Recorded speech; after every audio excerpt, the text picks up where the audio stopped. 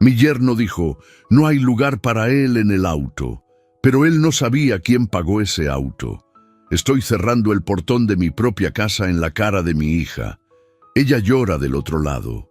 Mi yerno grita como loco. Mi nieta de 10 años me mira con los ojos rojos de tanto llorar.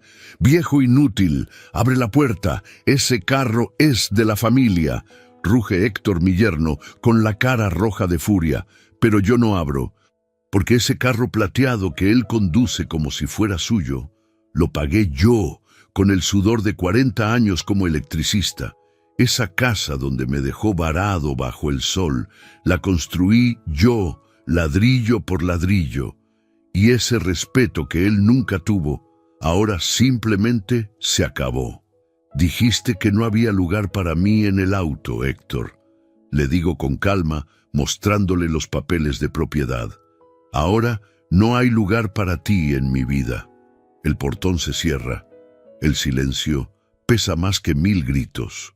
Y por primera vez en 72 años sonrío, porque la venganza de un electricista no hace ruido. Simplemente apaga todo. Pero para entender cómo llegué a ese día, tenemos que volver a la humillación que lo empezó todo. Antes de continuar, suscríbanse al canal y díganos en los comentarios desde dónde nos están escuchando. Mi nombre es Ernesto Salazar. Tengo 72 años y ese sábado de abril desperté creyendo que todavía tenía una familia. Error mío. Lucía, mi hija, me había llamado el día anterior con esa voz dulce que heredó de su madre. Papá, ¿te gustaría ir con nosotros a San Miguel de Allende? Hace mucho que no salimos juntos. Sonreí como un idiota. Me puse la camisa de lino beige que María, mi esposa fallecida, me regaló. Me afeité con cuidado. Me puse mi sombrero de palma. A las 9 de la mañana estaba parado frente a mi casa, esperando.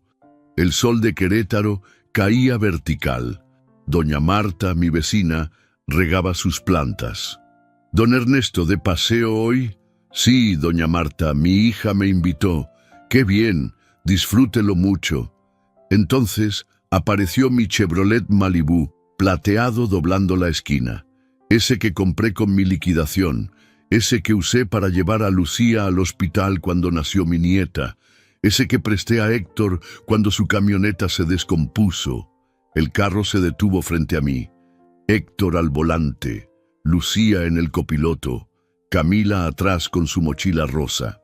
Me acerqué con la tranquilidad de quien todavía cree que tiene un lugar en el mundo.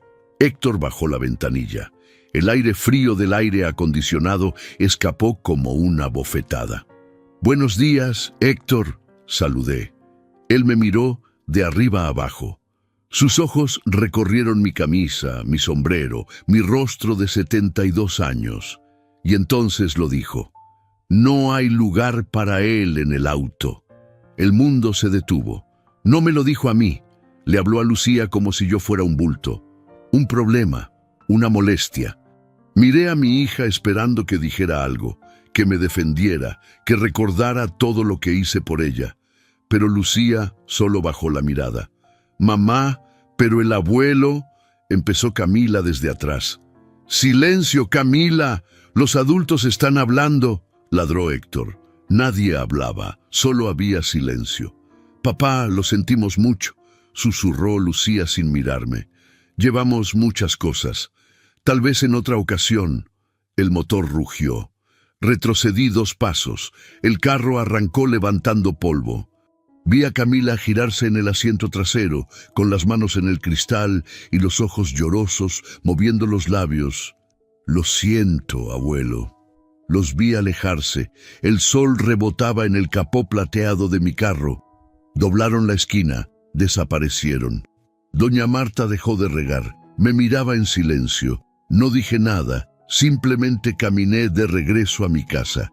Cada paso sonaba hueco.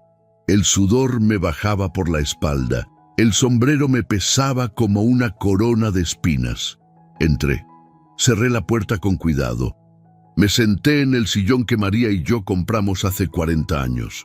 Me quité el sombrero. Mis manos temblaban. No de rabia, de algo peor, decepción pura. En la pared, el reloj que María me regaló marcaba las 9:15.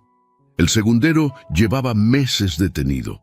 No tuve fuerzas para cambiarle la pila, porque algo en mí también se detuvo el día que María cerró los ojos. Pero ahora, sentado en ese sillón, con el eco del motor resonando en mis oídos, sentí como algo dentro de mí se rompía definitivamente. No era dolor, era claridad, absoluta, fría, mortal, porque en ese momento entendí algo que debía haber aprendido hace años. La bondad sin límites no es virtud, es debilidad, y yo había sido débil por demasiado tiempo. Me levanté, caminé hacia mi habitación, abrí el closet y saqué la caja de metal donde guardo los documentos importantes.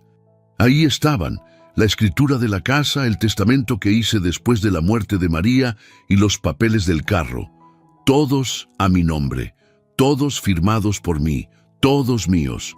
Acaricié los documentos con dedos que temblaban de algo nuevo.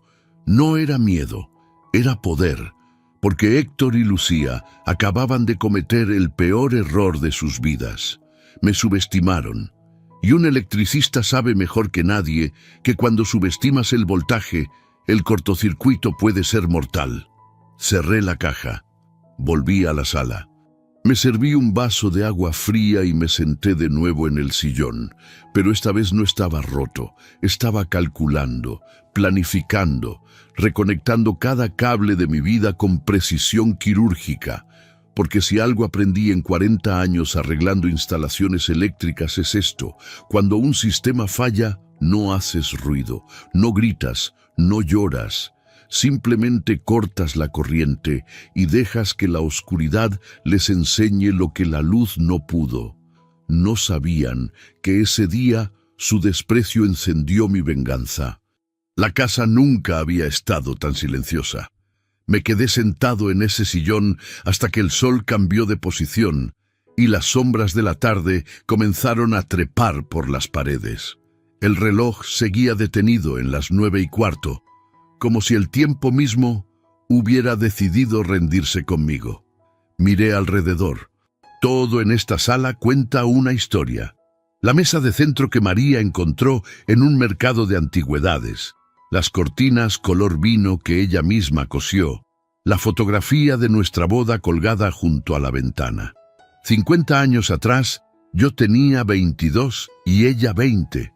Nos casamos con lo puesto y la promesa de construir algo juntos. Y lo construimos. Cada ladrillo de esta casa lo puse con mis propias manos.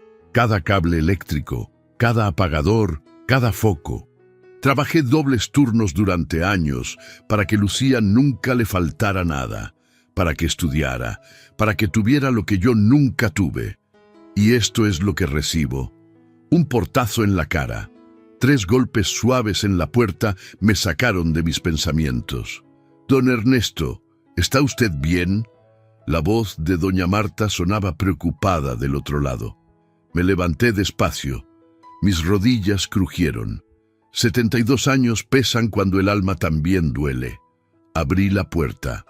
Doña Marta estaba ahí, con una olla humeante entre las manos. Su rostro arrugado mostraba esa expresión maternal que solo tienen las mujeres que han visto demasiada vida. «Le traje caldo de pollo, don Ernesto». Hice de más y pensé: «Gracias, doña Marta». Interrumpí recibiendo la olla. No tenía que molestarse. No es molestia, es preocupación. Nos quedamos en silencio un momento. Ella me miraba con esos ojos que ven más allá de las palabras. «Vi lo que pasó esta mañana», dijo finalmente. «No diga nada si no quiere, pero yo vi». Asentí. No había nada que decir. «Pase, doña Marta, tomemos un café». Entramos a la cocina. Puse a calentar el café mientras ella se sentaba en una de las sillas de madera que María barnizó hace años. El olor del caldo llenaba el espacio con un calor que mi casa había perdido. Serví 2 tazas. Me senté frente a ella. «Cuando un hombre bueno se cansa, el mundo debería temblar», dijo doña Marta, soplando su café. La miré sorprendido. «¿Qué quiere decir con eso?». que usted lleva demasiado tiempo cargando a todos, don Ernesto, y nadie carga al que carga. Eso no está bien. Tomé un sorbo de café. Quemaba, pero el dolor físico era bienvenido comparado con el otro. Son mi familia, doña Marta. La familia no humilla, la familia no abandona. Sus palabras cayeron como piedras en agua quieta. Las ondas se expandieron por mi pecho.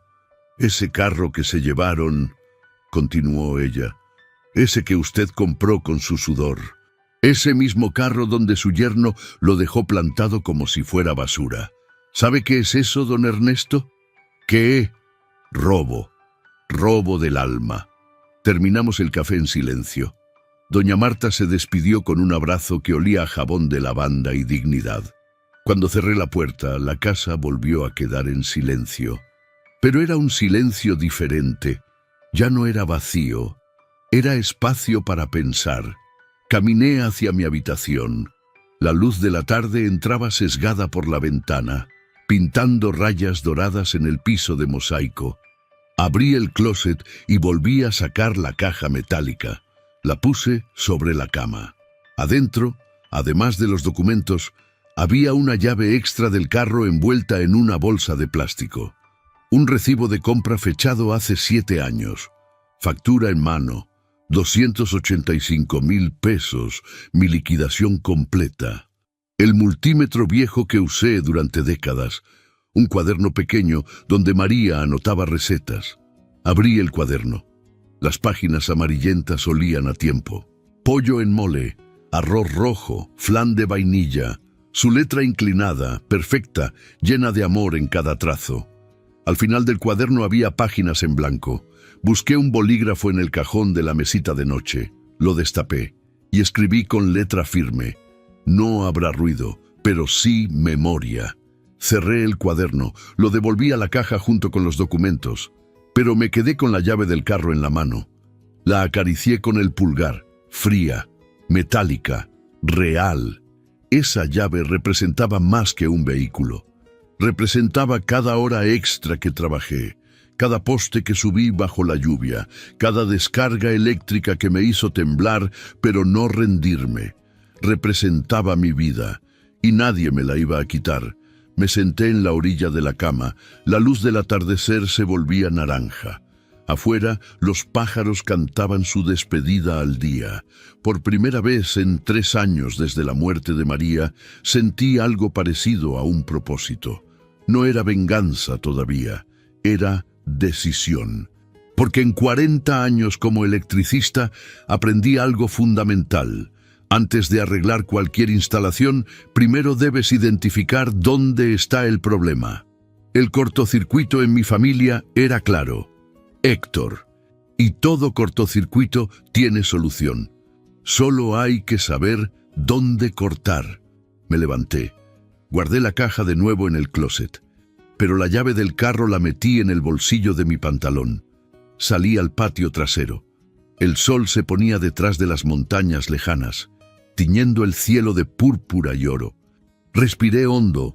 El aire olía a tierra mojada y bugambilias, y en ese momento, mientras el día moría y la noche nacía, tomé la decisión más importante de mi vida.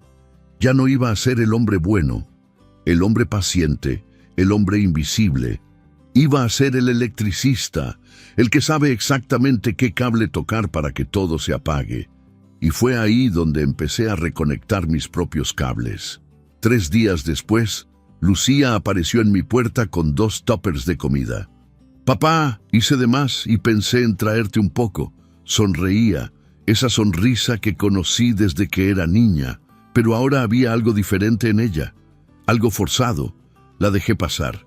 Puso los recipientes sobre la mesa de la cocina. Pollo guisado y arroz. Olía bien, pero el estómago se me cerró de inmediato. «Gracias, mija», dije sin expresión. Ella se quedó parada ahí, jugando con las llaves de su bolsa. El silencio se alargó incómodo. «Papá, sobre lo del sábado», comenzó. «No hay nada que hablar». «Sí hay». Héctor estaba estresado por el trabajo y... «Lucía», la interrumpí con voz tranquila pero firme. No hay nada que hablar. Ella mordió su labio inferior, un gesto que hacía desde niña cuando sabía que había metido la pata. Se acercó a la ventana, mirando hacia el patio. Tardó unos segundos antes de soltar lo que realmente venía a decir. Papá, ese carro tuyo, ¿no crees que ya es hora de venderlo? Ahí estaba. ¿Perdón? Es que ya tiene sus años, papá. Ya nadie usa esas chatarras. Podrías venderlo y con ese dinero, no sé, arreglar cosas de la casa o guardar para emergencias. Chatarra. Llamó chatarra a 285,000 pesos de mi vida. El carro está perfectamente bien, Lucía. Pero gastas en gasolina, en mantenimiento. Héctor dice que... Héctor dice. Ella se volteó para mirarme. Sus ojos mostraban algo entre culpa y defensa. Él solo quiere ayudar, papá. ¿Ayudar como me ayudó el sábado dejándome plantado bajo el sol? Ya te dije que fue un malentendido. No fue malentendido, Lucía. Fue una falta de respeto. Se hizo un silencio denso. Podía ver cómo sus ojos se humedecían, pero yo ya no tenía fuerzas para consolarla. Ya no era mi trabajo cargar con las emociones de todos. Mejor me voy, susurró. Disfruta la comida. Salió sin decir más. Cerré la puerta detrás de ella y me quedé mirando los tuppers sobre la mesa. Comida de sobra, como yo. Un sobrante de su vida perfecta. Me senté y abrí uno de los recipientes. El pollo estaba bien cocinado, el arroz en su punto, pero cada bocado sabía a humillación.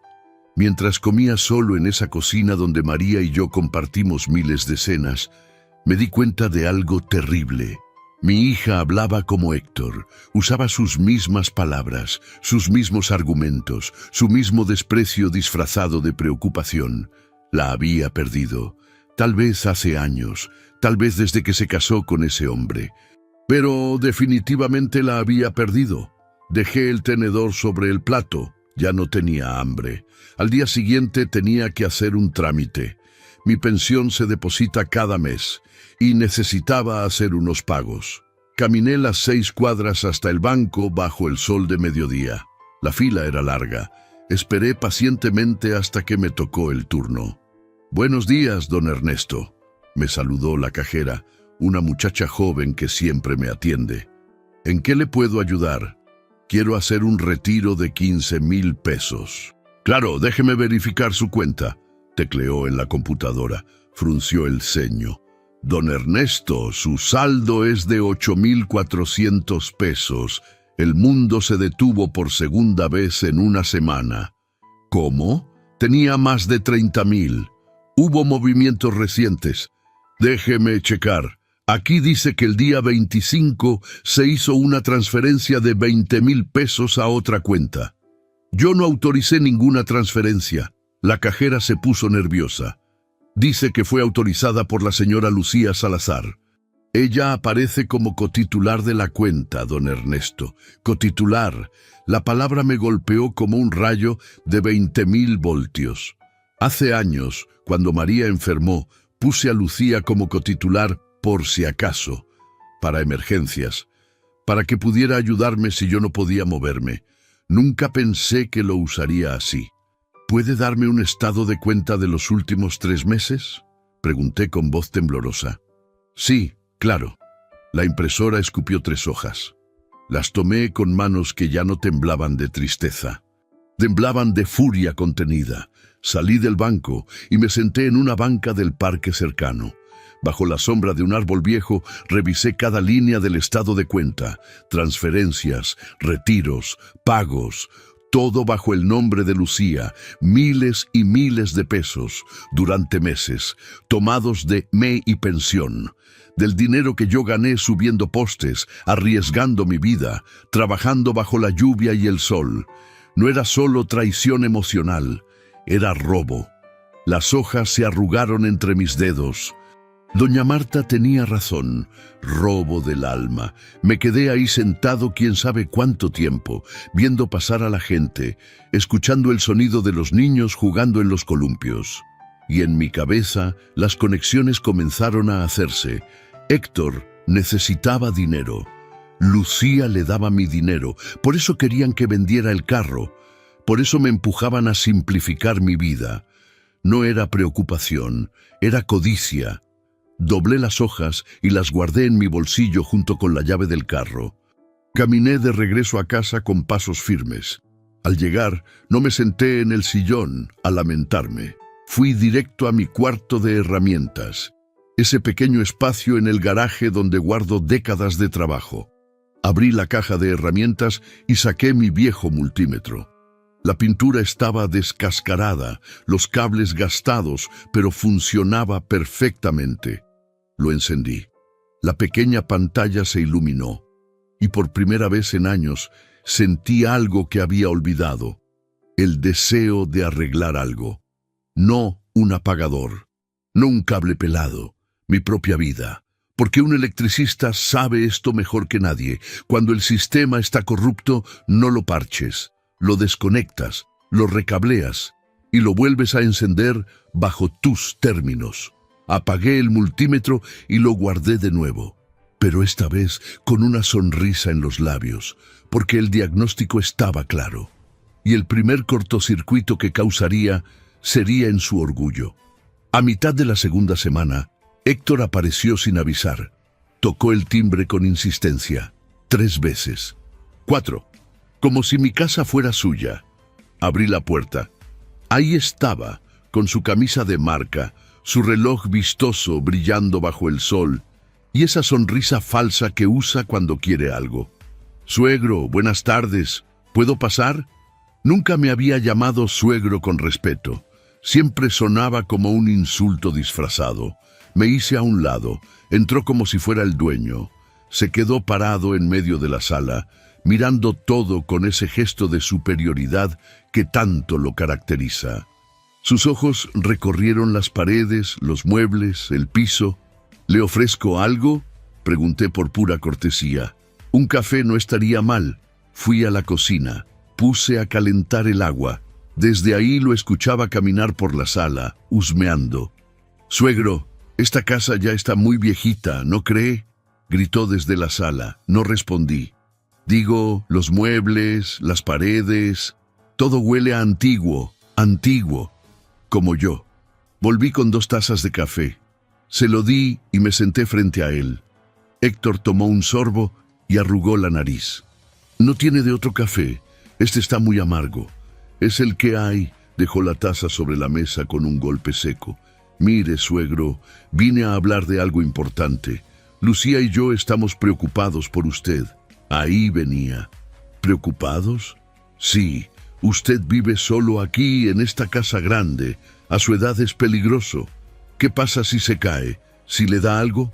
Tengo 72 años, Héctor, no 90. Pero igual, un hombre solo no está bien. Se inclinó hacia adelante, con ese gesto de quien cree que está siendo razonable. Lucía y yo pensamos que debería considerar vender esta casa, mudarse a un lugar más pequeño, algo fácil de mantener, y con el dinero de la venta, pues, podría estar más cómodo. Más cómodo. Traducción: dame tu dinero.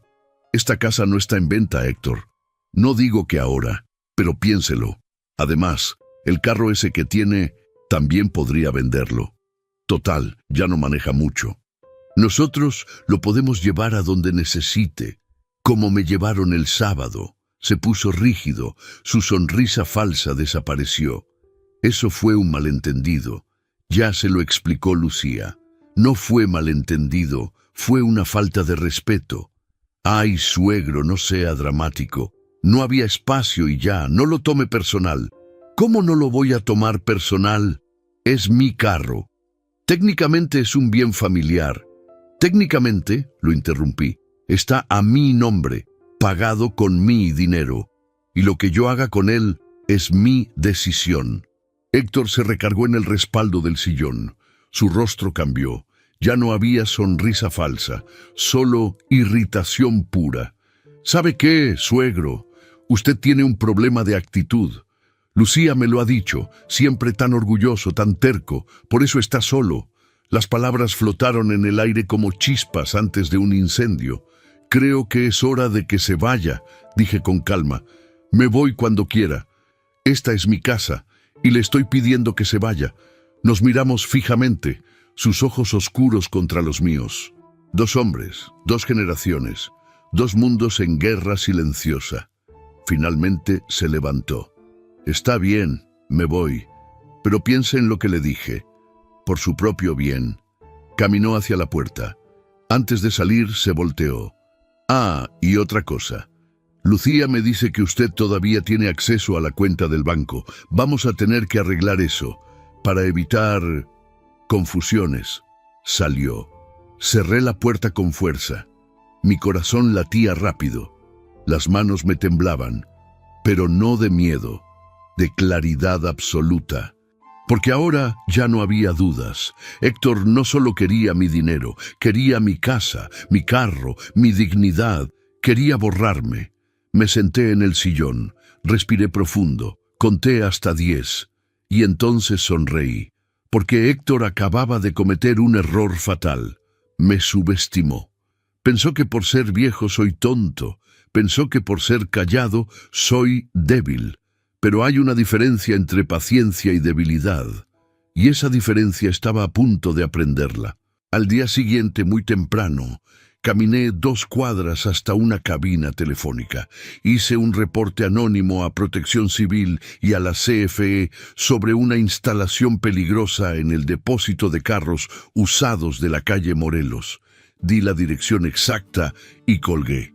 Yo no toqué un cable, solo reporté la instalación peligrosa. El resto lo hizo la inspección. Esa noche cenaba mi sopa de verduras cuando sonó mi teléfono. Era Lucía. «Papá, ¿has visto a Héctor?» «No, mija». «¿Por qué?» «Está teniendo problemas en el depósito. Vinieron de Protección Civil y lo clausuraron temporalmente por instalación eléctrica peligrosa. Dice que se fue toda la luz y algunos carros se dañaron porque las alarmas fallaron». «Qué lástima», dije con voz tranquila. «Esas cosas pasan cuando no contratas profesionales, supongo. Bueno, solo quería avisarte. Héctor está muy estresado. Espero que se solucione pronto. Que descansen».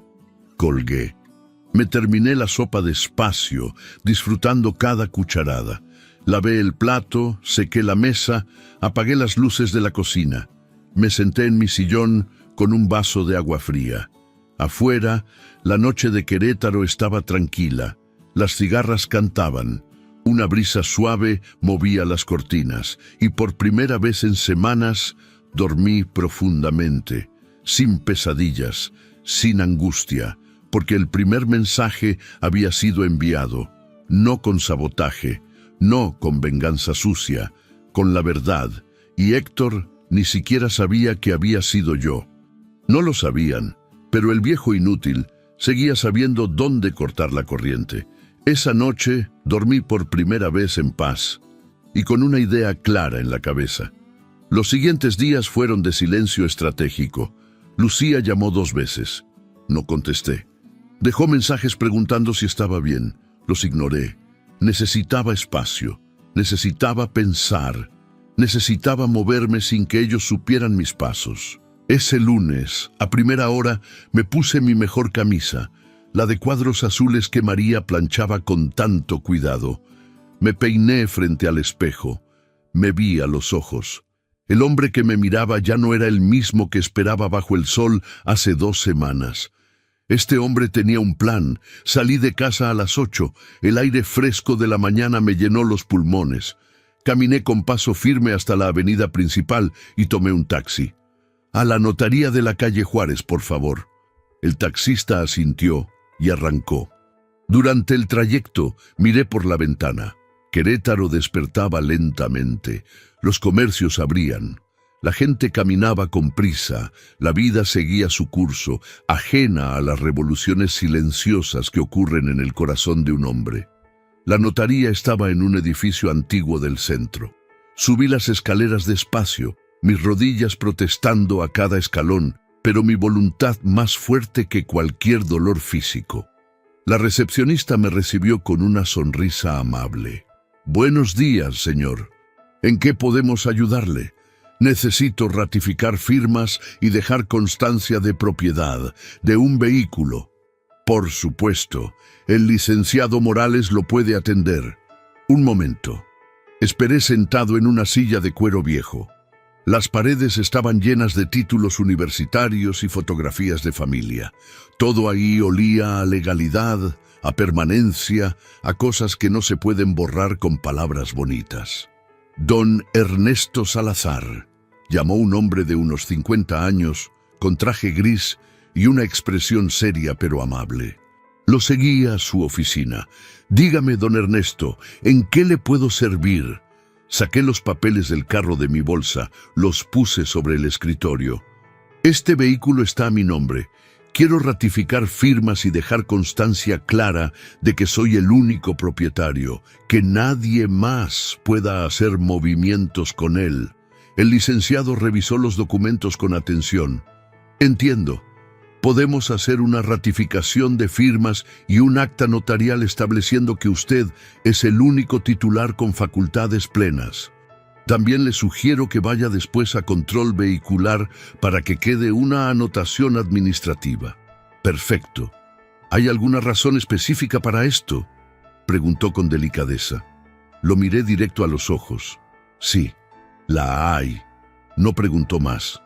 La vida le había enseñado a respetar el silencio de los hombres cuando pesa más que las palabras. Durante la siguiente hora firmé papeles. Cada firma era una declaración. Cada sello, un muro. Cada palabra en ese documento notarial, un cable de acero que protegía lo mío. Listo, don Ernesto. Aquí está su acta de ratificación de firmas y constancia de propiedad. Le recomiendo que pase hoy mismo a control vehicular. Gracias, licenciado. Pagué los honorarios con dinero que había sacado de la cuenta antes de que Lucía pudiera robármelo todo.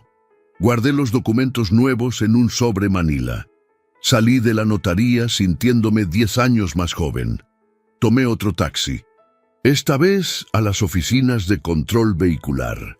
Ahí el trámite fue más sencillo, pero igual de importante. Solicité en control vehicular una anotación administrativa. Sin mi firma ratificada, nadie puede transferir ese auto. Pedí también la verificación en Repube para que constara el estatus del vehículo. ¿Algo más, señor Salazar?, preguntó el empleado. Sí, ¿me puede recomendar un cerrajero automotriz? Uno bueno. Me dio una dirección a 2 cuadras. Caminé bajo el sol de mediodía hasta llegar al taller, un local pequeño con olor a aceite y metal. ¿En qué le ayudo, don?, preguntó un hombre joven con las manos manchadas de grasa. Necesito reprogramar el inmovilizador de mi Chevrolet Malibu y anular los duplicados de llaves. El cerrajero preparó una llave maestra con chip nuevo y agendamos que pasara por mi casa cuando el Malibu estuviera estacionado frente a mi cochera. Acordamos que vendría la noche siguiente. Perfecto, don. Paso mañana en la tarde. Le pagué un anticipo y guardé el recibo en mi bolsillo. Pero no había terminado. Caminé 3 cuadras más hasta llegar al banco principal. Otro edificio, otras escaleras, otra batalla silenciosa. Pedí hablar con un ejecutivo. Don Ernesto, qué gusto verlo. ¿En qué le ayudo? Quiero retirar todo el saldo de mi cuenta actual, abrir una nueva solo a mi nombre y cancelar tarjetas y chequeras asociadas. El ejecutivo tecleó en su computadora. Veo que su cuenta actual tiene una cotitular, la señorita Lucía Salazar. Exacto, quiero retirar todo hasta el último peso. También quiero levantar una aclaración por movimientos para que conste en el expediente. ¿Está seguro? Completamente seguro. El ejecutivo me explicó que, al ser cotitular, los retiros de Lucía eran válidos, pero que mi reporte quedaría asentado en el expediente. También me explicó que no podía cerrar completamente la cuenta sin su firma, pero que podía retirar todo el saldo. Entiendo. Retiro todo y dejo la cuenta en ceros. Más papeles, más firmas, más sellos. Con cada trámite sentía cómo recuperaba pedazos de mi alma que había regalado por amor y que me habían sido robados por codicia. No pude cerrarla por completo, pero retiré hasta el último peso y dejé la cuenta en ceros. La cuenta nueva quedó abierta solo a mi nombre, con contraseña que solo yo conocía. Listo, don Ernesto, su nueva cuenta está activa. ¿Necesita algo más? No, gracias. Salí del banco con el sol de mediodía cayendo vertical sobre Querétaro. Tenía hambre. Me compré 3 tacos de carnitas en un puesto callejero. Los comí parado, disfrutando el sabor de la libertad recién recuperada. Tomé otro taxi de regreso. Al bajarme frente a mi casa, vi a doña Marta barriendo su banqueta. Me vio con esos ojos que ven todo sin juzgar nada. Don Ernesto se le ve diferente hoy. ¿Diferente? Más encendido. Sonreí. Doña Marta siempre encontraba las palabras exactas. Hasta la luz más débil puede volver a brillar. ¿No es así, doña Marta? Ella se apoyó en la escoba y me devolvió la sonrisa. Así es, don Ernesto. Y cuando esa luz vuelve, ilumina todo lo que la oscuridad escondía. Asentí y entré a mi casa. Cerré la puerta. Me recargué contra ella. Saqué el sobre manila con los documentos nuevos. Los abrí, leí cada línea. Mi nombre, mi firma, mi voluntad convertida en ley, los mismos papeles que ratifiqué en la notaría y asenté en control vehicular. Sin mi firma ratificada ante notario y sin trámite en control vehicular, ese Malibú no cambiaba de manos. Nadie podría robar más mi dinero. Nadie podría obligarme a vender mi casa. Me había blindado. No con violencia, no con gritos, con inteligencia, con paciencia. Con la precisión de un electricista que sabe exactamente qué cable conectar para que todo el sistema vuelva a funcionar. No buscaba venganza, buscaba justicia. Y la justicia, a veces, se ejecuta en silencio. Guardé los documentos en mi caja fuerte antigua, esa que está empotrada en la pared del closet y que solo yo sé abrir. Cerré la puerta de metal con un clic satisfactorio. Me senté en mi sillón, cerré los ojos. Y por primera vez en 3 años, desde que María se fue, sentí algo parecido a la paz. No era la paz del hombre derrotado que acepta su destino. Era la paz del guerrero que prepara su victoria. Porque lo que había hecho hoy no era defensa. Era el inicio del contraataque. Héctor pensaba que me estaba apagando. Lucía creía que me estaba perdiendo. Pero no entendían algo fundamental sobre la electricidad. Antes de que todo se apague, siempre hay un destello, un chispazo. Un momento donde la corriente alcanza su voltaje máximo, y ese momento estaba por llegar, y lo que encendí ese día, nadie podría apagar. 2 semanas después de aquel sábado, el viernes por la tarde, sonó mi teléfono. Lucía. Dejé que sonara 3 veces antes de contestar. ¿Bueno? Papá, ¿cómo estás? Te he llamado y no contestas. Estaba preocupada. Su voz sonaba nerviosa. Culpable. Estoy bien, mija, ocupado con cosas. Ah, qué bueno. Oye, papá, Héctor y yo hablamos. Y bueno, queremos disculparnos. Fue un malentendido tonto. Ya veo. Y pues, pensamos que podríamos compensártelo. Mañana vamos a ir a San Miguel de Allende. Ya sabes, a pasear por el centro. Camila quiere ir. Y queremos que vengas con nosotros.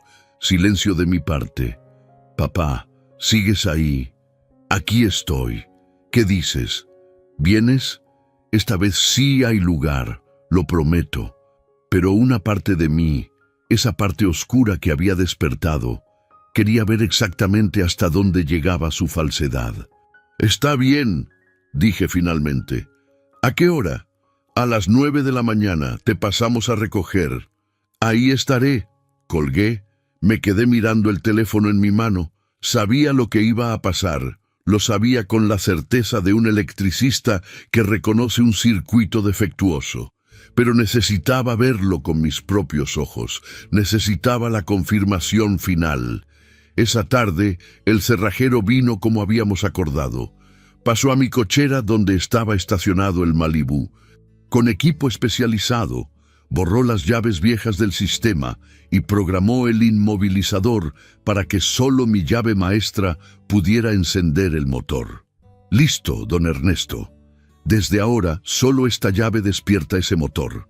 Las otras solo abren puertas, pero no arrancan nada. Perfecto, gracias. El sábado amaneció nublado. El cielo de Querétaro tenía ese color gris que anuncia lluvia pero nunca la cumple.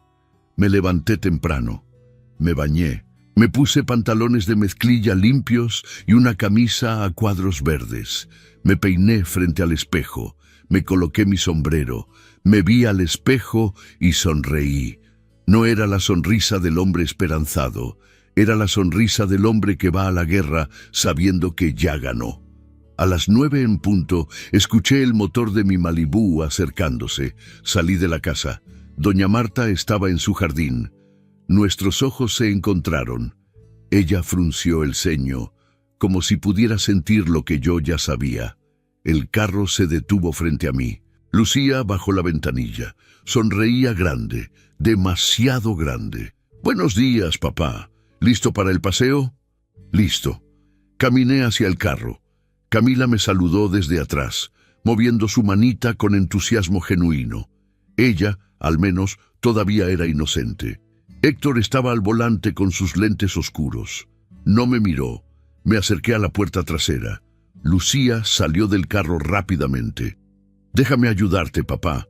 Abrió la puerta trasera y ahí estaba, el asiento completamente ocupado.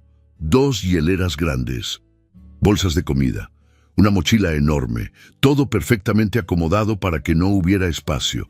El mundo se detuvo. Otra vez. Pero esta vez no sentí dolor, sentí victoria. «Ay, papá», dijo Lucía con voz fingida. «Qué raro. Héctor, no habíamos dejado espacio». Héctor se bajó del carro, fue hacia atrás, abrió la cajuela, la miró, luego me miró a mí, y entonces lo dijo, otra vez, con las mismas palabras exactas que hace 2 semanas.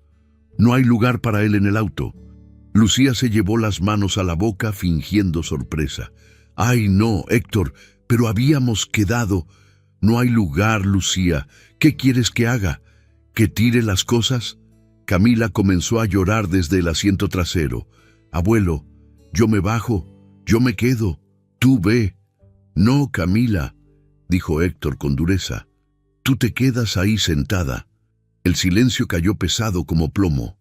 Todos me miraban, esperando que reaccionara, que suplicara, que me humillara otra vez. Pero yo solo di 2 pasos hacia atrás y sonreí. «Entonces vayan ustedes», dije con voz tranquila, casi dulce. «Disfruten su paseo». Héctor frunció el ceño. No esperaba esa respuesta. «Pero recuerden algo», continué, sacando del bolsillo la llave del carro. «Ese motor no se mueve sin mí». Levanté la llave para que la vieran bien. El sol se reflejó en el metal. «¿De qué hablas, viejo?», gruñó Héctor.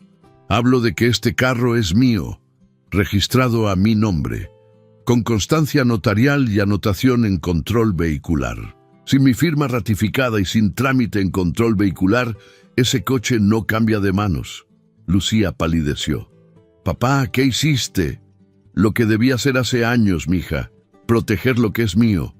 Héctor dio un paso hacia mí con los puños cerrados.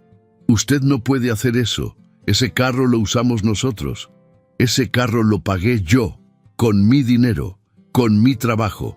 285,000 pesos de mi liquidación. Y ahora tiene candados legales que solo yo puedo quitar». «Esto es ridículo», gritó Héctor. «No, ridículo es dejar a un hombre de 72 años parado bajo el sol. Ridículo es robar de su cuenta de banco. Ridículo es llamar chatarra a lo que él construyó con sus manos». Lucía comenzó a llorar. «Papá, por favor, no seas así. Somos familia». «La familia no humilla, Lucía. La familia no roba. La familia no abandona». Me di la vuelta para caminar hacia mi casa. «¡Espere!», gritó Héctor. «No puede dejarnos así. Necesitamos el carro».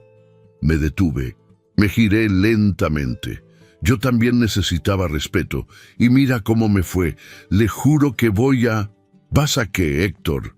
Lo interrumpí con voz de acero. Vas a gritarme. Vas a amenazarme. Adelante. Pero ese carro no se mueve de aquí sin mi autorización. Y adivina que... no la tienen. El silencio que siguió fue absoluto. Camila lloraba, Lucía temblaba, Héctor respiraba como toro enfurecido, y yo caminé tranquilamente hacia mi casa.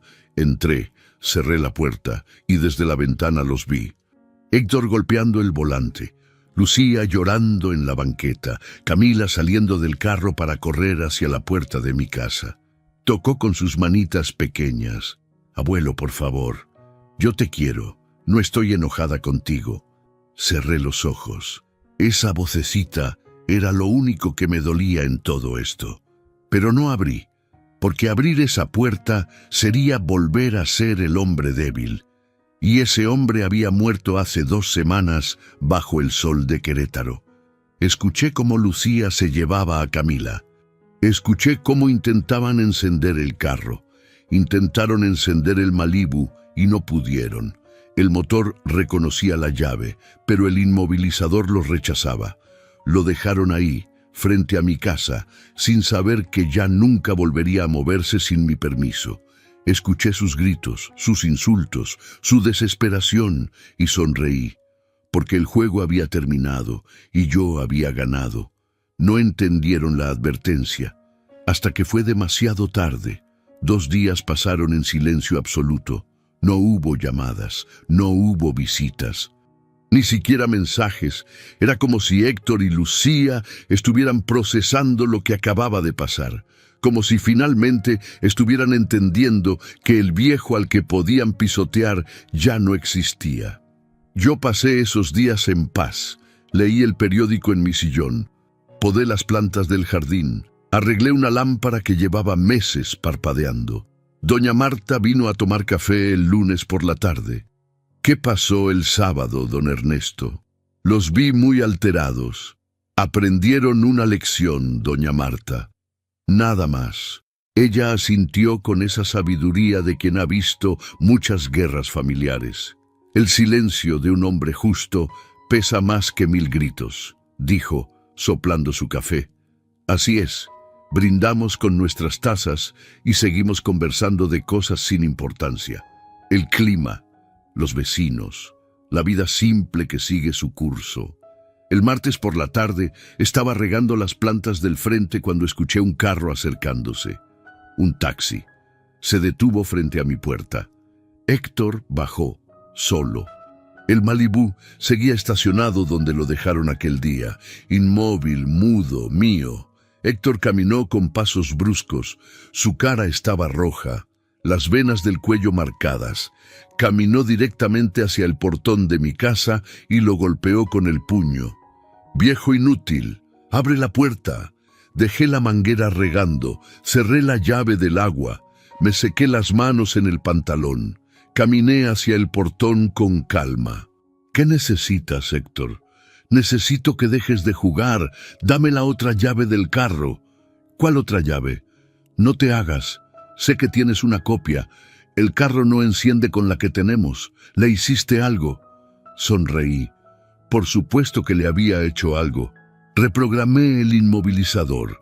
Sin la llave maestra correcta, ese carro era solo un montón de metal inútil. El carro es mío, Héctor. Está a mi nombre, con constancia notarial y anotación en control vehicular. Ya te lo dije. Pero lo necesitamos. Lucía tiene que llevar a Camila a la escuela. Yo tengo que trabajar. Debiste pensar en eso antes.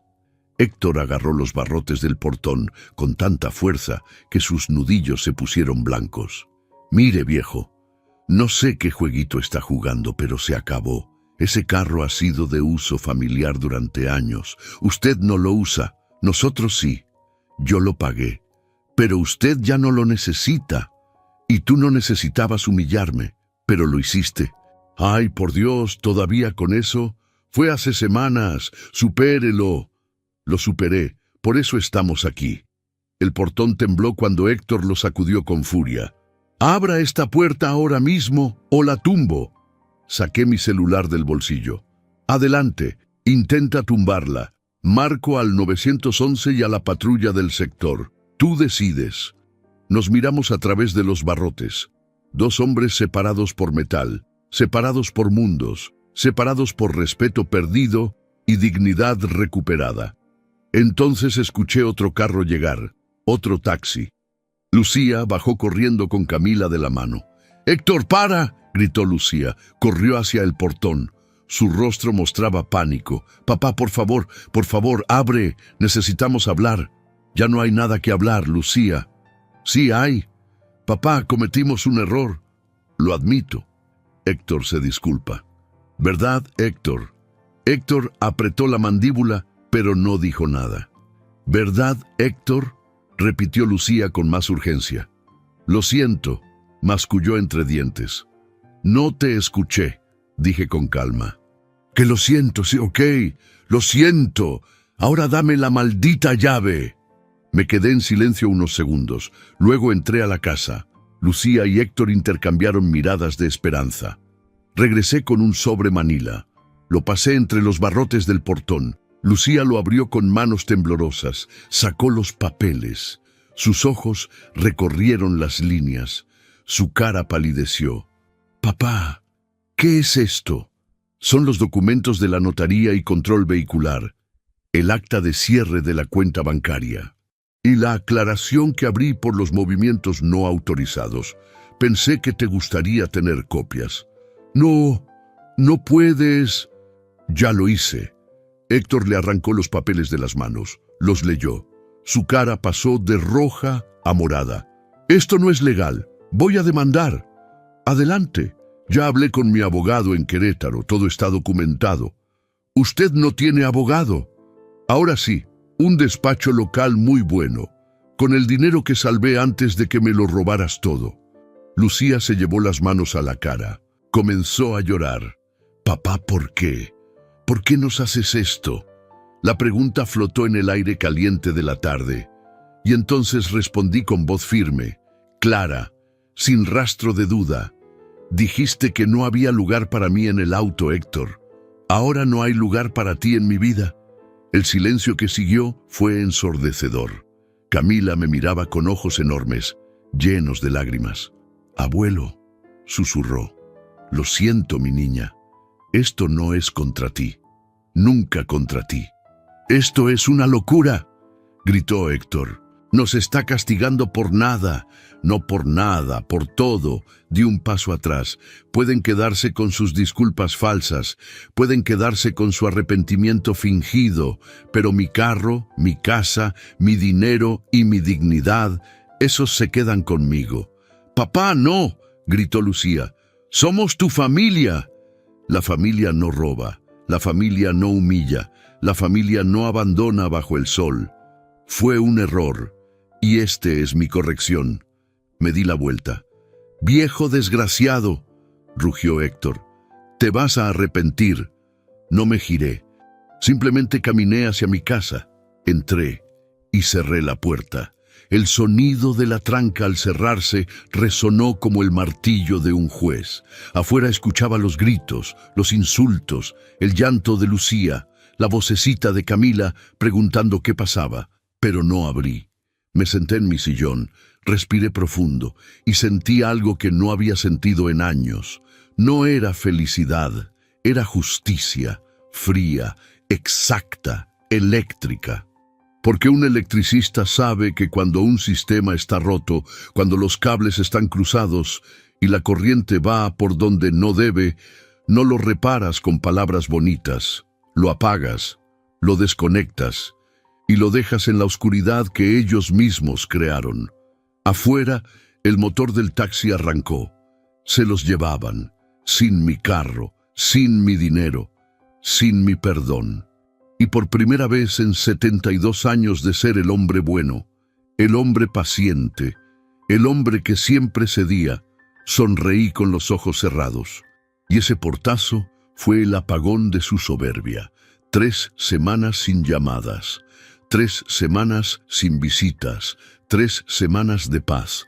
Me desperté cada mañana sin el peso de esperar nada de nadie, Desayunaba tranquilo, leía el periódico completo, caminaba por el barrio saludando a los vecinos, regresaba a casa a la hora que quería, era libre. Doña Marta venía a tomar café los miércoles, me contaba chismes del barrio. Yo le contaba de mis proyectos pequeños, arreglar el viejo radio de María, pintar la barda del patio, cambiar las tuberías del baño. «Se le ve bien, don Ernesto», me dijo un día, como si hubiera vuelto a nacer. «Tal vez sí, doña Marta, tal vez sí». No volví a saber de Lucía ni de Héctor, ni llamadas, ni mensajes, ni apariciones sorpresa. El silencio era mi nueva familia y me gustaba. Un sábado por la mañana decidí hacer algo que no hacía desde la muerte de María: arreglar el radio del carro. Abrí el garaje. Ahí estaba mi Malibú plateado, descansando bajo una manta gris que lo protegía del polvo. Lo destapé lentamente, como quien descubre un tesoro olvidado. El sol de la mañana se reflejó en el capó. Brillaba como el primer día que lo traje a casa. Abrí la puerta del conductor, me senté en el asiento, olía a cuero viejo y recuerdos. Puse las manos sobre el volante. Este carro me llevó a todos lados. Al hospital cuando nació Camila, al panteón cuando enterramos a María, a mis trabajos de emergencia cuando todavía subía a los postes. Este carro era más que metal, era mi historia. Saqué mis herramientas y me puse a trabajar en el radio. El problema era simple: un cable suelto en la conexión trasera. 10 minutos de trabajo. Lo conecté, lo probé. Música. Una estación vieja de boleros, los mismos que María y yo escuchábamos los domingos. Cerré los ojos, dejé que la música me envolviera, y entonces escuché un sonido que no esperaba: el timbre de la casa.